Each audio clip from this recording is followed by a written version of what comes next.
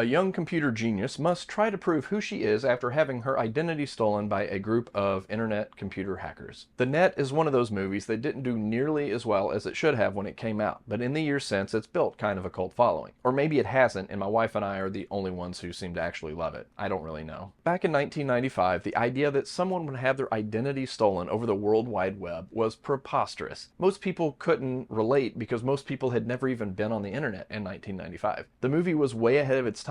Now, in 2024, it feels plausible, but it also feels super dated. Sandra Bullock's Angela Bennett is a systems analyst who is really good at tracking down bugs in computers. When we first meet her, she's in her messy home office, and we see that she has two computers set up side by side. No one had two computers in 1995. This was probably as shocking to audiences as Marty McFly telling his future in-laws when he traveled back in time to 1955 that his family had two TVs. Now, one of those computers is set up on a website called pizza.net, where Angela is ordering pizza on her computer. That was unheard of 30 years ago. It is immediately clear that she is great at her job and very tech savvy. When her boss calls to tell her about a new virus or something, she needs to look at it immediately. Now, this new virus is called Mozart's Ghost, which has a backdoor in it that allows users to get into government computers and do whatever they want to do. Now, while they don't use the same technology, it's kind of the same game that hackers play, leaving disk or thumb drives out in public spaces hoping that someone plugs them into a computer, or social engineering people by acting like you're someone who you're not. It's not just ordering pizzas though. Bullock's Angela Bennett also books a flight online and picks her seats right there on her computer. Now honestly, I don't have a clue how people used to book flights before the internet, but I know in 1995 most audiences had never seen someone book a flight on the internet before. Did you have to call a travel agent,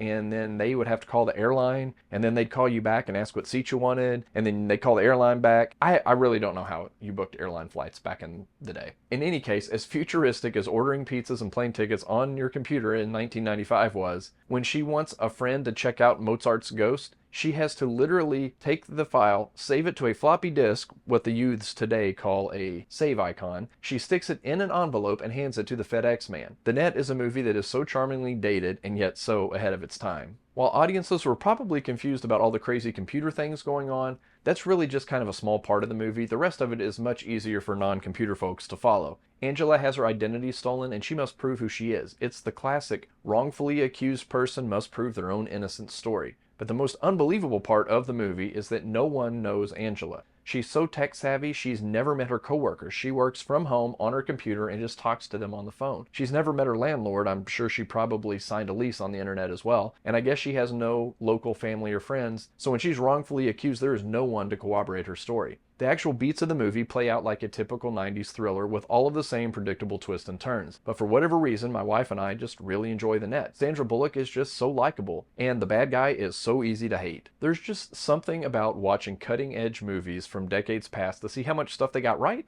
and how much stuff they got wrong. Another example of a movie that takes place in the future that seems dated is Demolition Man, which coincidentally also stars Sandra Bullock. The Net is just a fun, slightly thrilling time capsule that I think people today are going to enjoy more than they did 30 years ago.